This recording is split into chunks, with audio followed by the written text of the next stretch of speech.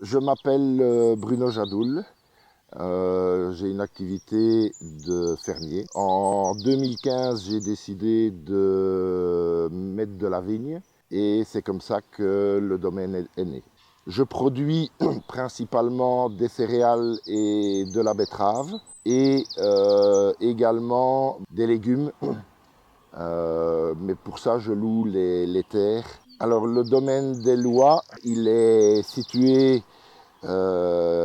ici, comme on peut voir, sur Cocroux, qui est une ancienne commune de Bié qui fait partie de Grédoisseau maintenant. Alors ça fait déjà un petit temps que j'avais envie de diversifier. J'étais allé voir par exemple pour du houblon, ça ne s'est pas fait.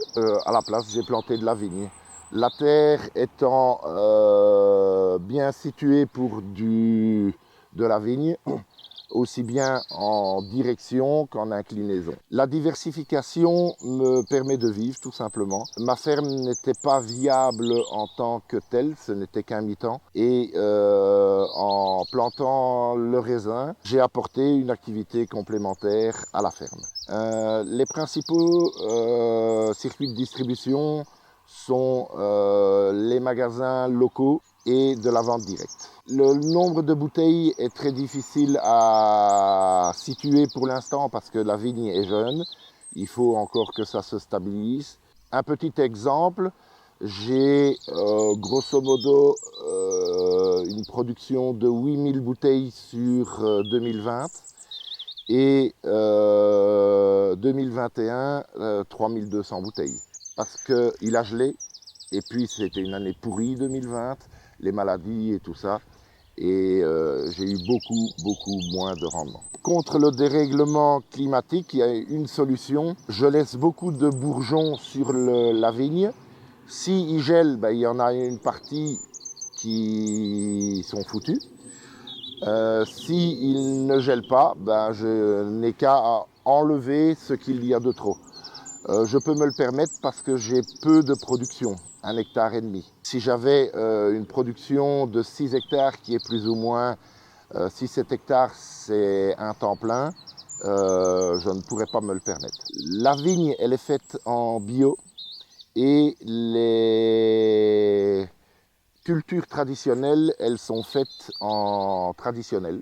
J'ai commencé cette année-ci à mettre des terres en bio et je mettrai progressivement pour probablement arriver à avoir tout en bio à terme. Le fait de faire du bio, c'est mon propre choix, surtout du fait que ma ferme est trop petite pour le conventionnel.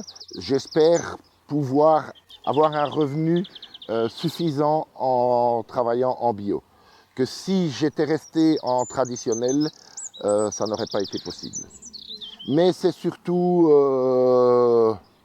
une idée première qui me fait passer au bio. Sur l'hectare et demi que j'ai ici derrière, c'est plus ou moins pour faire 75% de vin mousseux et 25% de vin tranquille.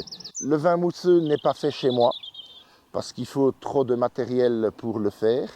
Il est fait à Beauvais, au-dessus de Namur.